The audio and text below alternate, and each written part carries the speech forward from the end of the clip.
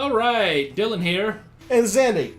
It's both of us. It was both of us! It's exactly what you'd expect. Except those few times where it wasn't that. Yes. But we don't talk about those. No. Those are the forbidden videos. Don't watch them. Definitely won't link them below. Yup. Below what? Oh, in the... yeah. Yeah. It's DuckTales! It is. Woo! Oh, that was... And so half-hearted I as know. well. You didn't even commit to the bit. No, I didn't. Look You at that, piece jumping of in. I mean, any game where I can jump into a big box of money, of gold coins. A big box of money. It's the least descriptive way to just say what's happening here. Anytime I can jump into a vault and... Filled with coins. Filled with gold coins, and then fail to climb back up out of the vault, then... Now, if I remember correctly from the TV show, he didn't climb a chain to get out. No, I don't remember how he got out. Was it like a stairwell, or like an elevator, or like a dumbwaiter? I don't entirely know how he got out of the thing. I mean, there must have been like a ladder on the side. There didn't have to be, though. I mean, the whole thing is bullshit. It can't be done. So he doesn't have to have had any way out, really.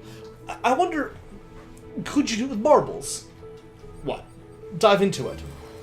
No. Because of...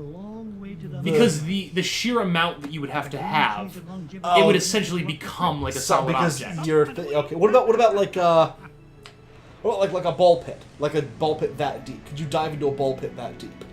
Yeah, but I almost feel like you'd plummet straight through and just hit the ground and crush into it, and you'd just be a dead sack of person. I've always wondered that, because I remember seeing clips where like you can fill a swimming pool with like custard or Jello and run across the top. They did a thing in QI about that.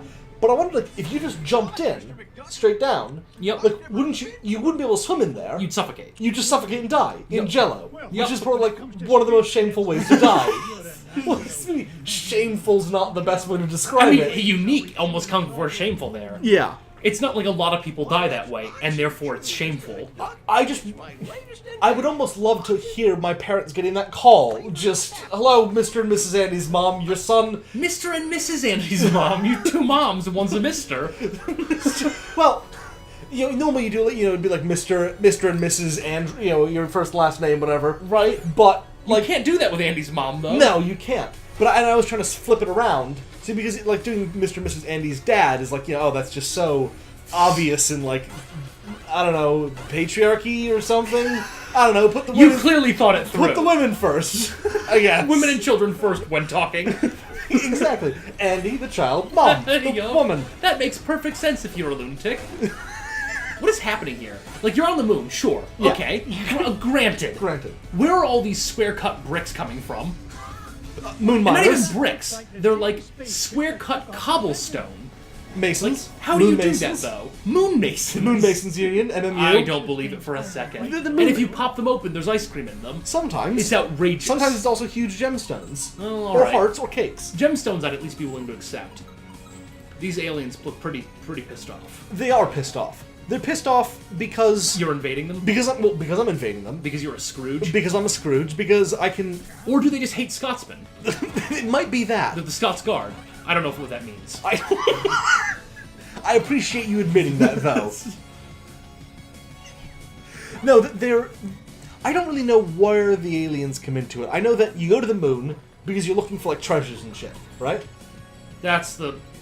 You would have thought a man this savvy with a buck would have had the forethought to realize that this wasn't... There's a treasure vault on the moon. There isn't. No, there is. There isn't. No, but in the game. But there isn't. No, not in real life, no. But there also isn't talking ducks who wear top hats. Well, I have to take issue with that, my friend. Because clearly there is. Yeah. I mean, I'm seeing it. You're seeing it. Right there. We're looking at the same thing. Yep. Reality isn't distorting itself. No. You're right. There really are. Did you ever watch the Scrooge, like the old...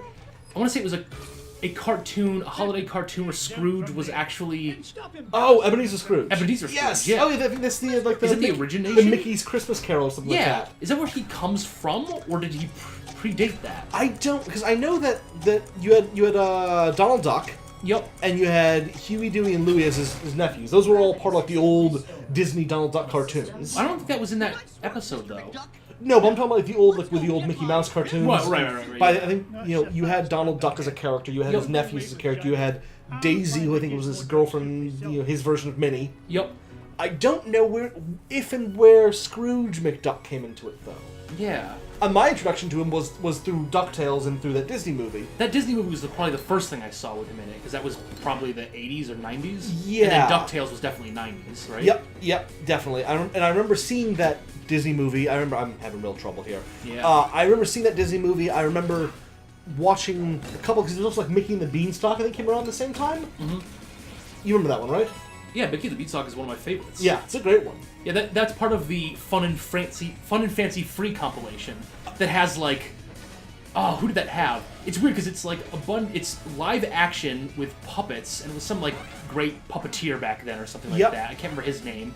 And then I want to say some female singer, something Day. Doris Day? Was it Doris Day? Maybe, I don't think it was Doris Day. But it was great. It had that. It had, oh, what else did it have? So it had Mickey and the Beanstalk. Yep. It had... there was definitely more in there. There was a story about a bear that escaped from, like, the zoo. Okay. Or no, escaped from the circus. I can't remember exactly what his name was. And then I want to say it had another story, but that also had Jiminy Cricket in it.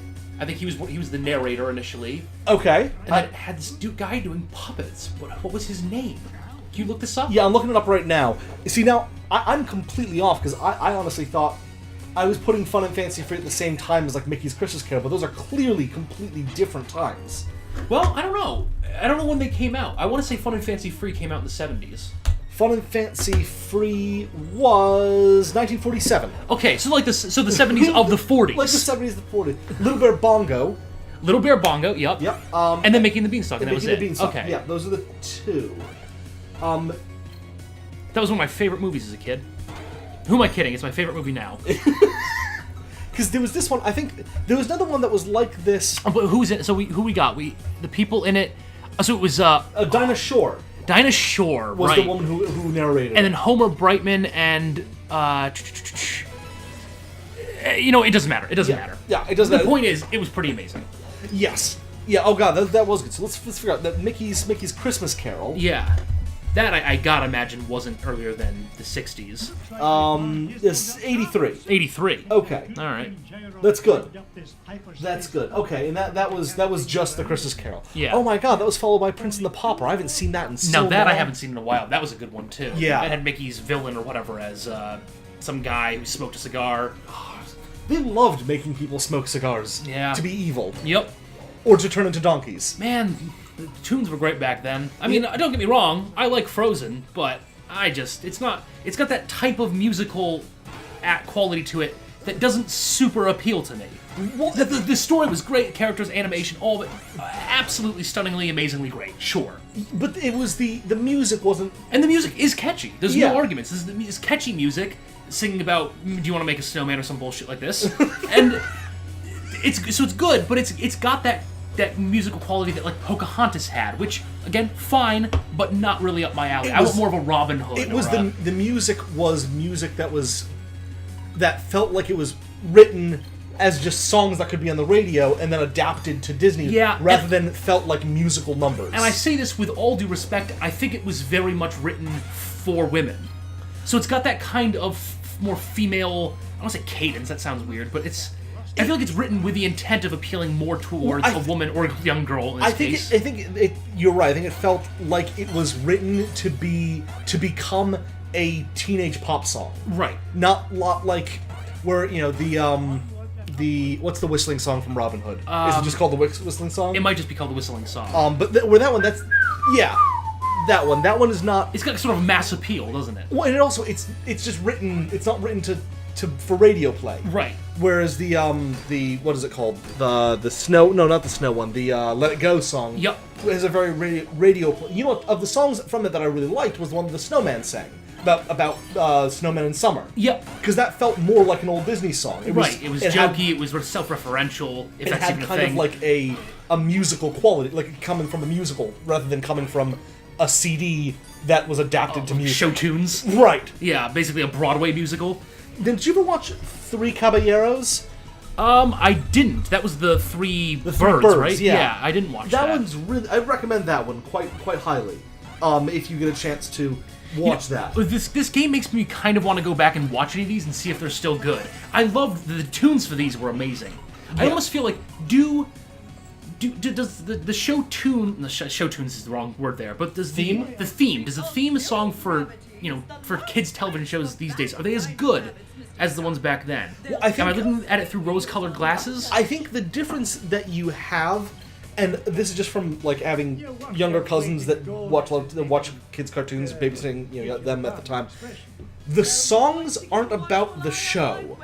They're just sort of like they're attached to the show, but they could have easily been written individually. Right, they're just songs that happen. Whereas like the theme song to DuckTales... This starts out DuckTales. Woo! This theme song to DuckTales is clearly about DuckTales. Yup. And same with the theme song to Darkwing Duck or Tailspin. Yeah. But Tailspin. Oh yeah. But there's like no backup, dude. No backup. Sorry, I'm thinking about friendship over. Yeah. At the very least on hiatus. Yeah. Until the end of the sentence. Or the season. The season. End of the season. After contract negotiations. Yeah, I feel like those were far more about the clearly written for the show. I wonder if that's like a budget thing or if it's you don't get the same a thing like Robin Hood was a movie and it was made by a very big studio. I'm trying to think. I feel like shows back then they had maybe a full orchestra or something doing it. Whereas that's only true now for like Family Guy, and that's only because Seth MacFarlane actually has respect for that type of music in that era. Right, and he also has like kind of carte blanche to do whatever the hell he wants. Well, that's also true. Yeah, that definitely helps. Yeah, but I think a lot of it is also just that you've got the theme song now. You worry about whether or not it's going to sell well on iTunes. That's a good point. Or that kind of thing. Whereas like 10, 15 years ago, you didn't have a lot of people buying the theme song to your cartoon. Although, actually, I think, weirdly, to tie it all back in, Fun and Fancy Free actually had a record. Oh, I don't doubt it. A record? Well, do you? Do you not doubt it? I don't. That is impressive. Because I have the record for Mary Poppins and for Cinderella. Mary Poppins was a good one. Now that was a musical I could get behind. Yeah. All right, well, I think that's enough talking about how much better things were when we were kids. And how much Dillon and Andy love musicals, which we don't, not to an unnatural state anyway. Just to a completely normal state for an adult human male.